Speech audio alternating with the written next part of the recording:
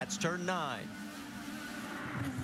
Let's move up to the battle for second place as Ryan Briscoe and Hideki Muto are going, or that's Helio Castroneves, I should say, with Hideki Muto. That is for third.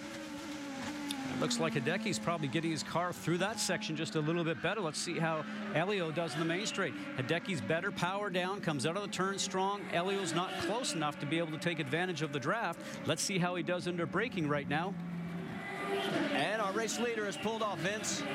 Dario Franchitti, remember, he spun early in the race. That put him toward the back. They've just put on black scuffed tires and topped off the fuel for Dario Franchitti. He led a race-high 29 laps last week in Brazil, but finished 7th. He's had some fast laps here today, but he's had to come from the back after that early spin. Well, we now gives the lead over to Ryan Briscoe, our 7th different leader. And then our record is 8, with our most lead changes being 9. We've had 7 and 6 today. And there you see the gap back to second place, Hideki Muto. And there is Ryan Briscoe. Briscoe, of course, back at Sao Paulo, had the race lead, stuffed it into the wall. He doesn't want to do that again today. And he's still got 60 laps of racing to go.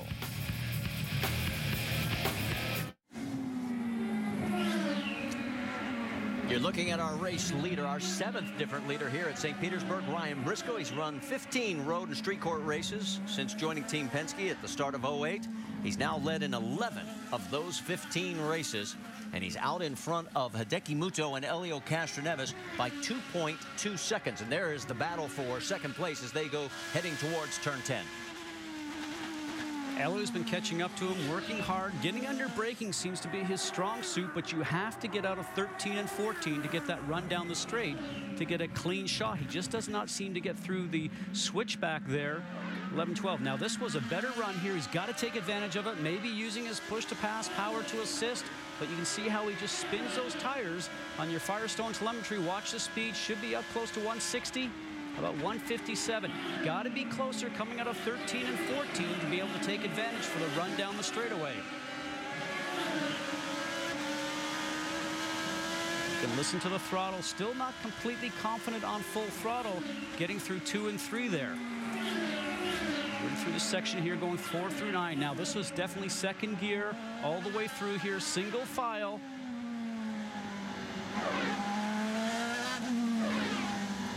Now hard on the gas, the back end slides around a little bit because the road falls off there because of the crown in the road.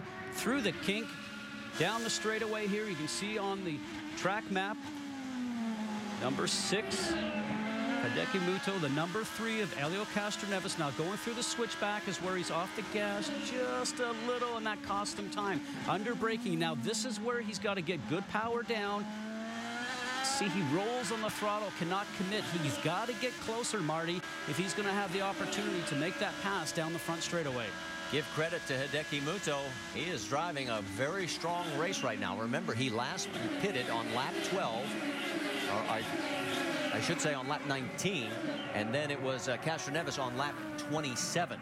So Helio will eventually inherit this position just through the fact that Hideki's going to have to pit first. Let's move a little bit further back, and you can see that Will Power comes into screen. There is the waving flag for Marias to try and get out of the way, and he still hasn't moved over, and look at the logjam it has created.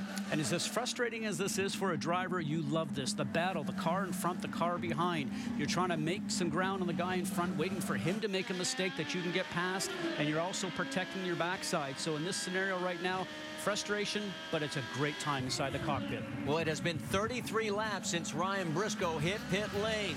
He is due. Stay with us.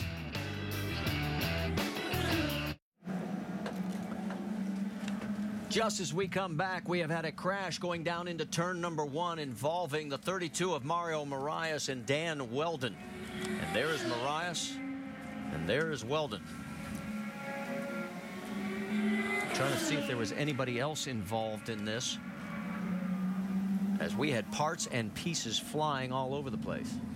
Speaking to Dan this weekend, he certainly expected good things out of this race also. Remember, a great run for that Panther team aboard the National Guard car in Brazil. And sometimes his strong suit has not been the road courses, even though he has won here back in 2005. Now, we talked about the wide entry going into one. Let's look to see how great this is. Oh, and I can tell you what's going to happen right here, right now. Just going in too quick, locking up the wheels, the number 4 National Guard car. Well, remember, Marias was at the beginning of that long line, so something looked like it happened to his car, and he had sort of moved over. See, he's slowing, and Dan just can't turn it in quick enough. No, and it's interesting how that left front locks up even when he's going straight. Let's listen and watch from on board Dan Weldon.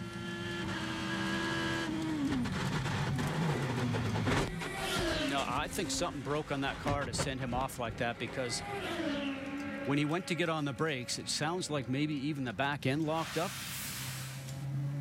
Because if anything, you shouldn't be really locking up that left front. See his wife Susie right now, obviously a little disappointed with that.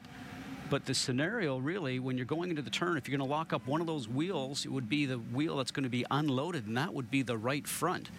But you heard a lot of noise in the car just as he got off the gas and onto the brakes, so it makes me wonder if maybe something in the rear suspension broke and made the car teeter-totter to lock up that left front wheel.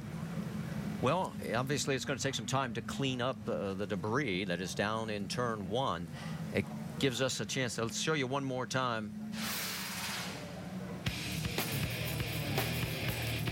And as we go to break, boy, you can just see how the speed differential between these two cars. Hopefully we'll get a chance to talk to both drivers. Stay with us.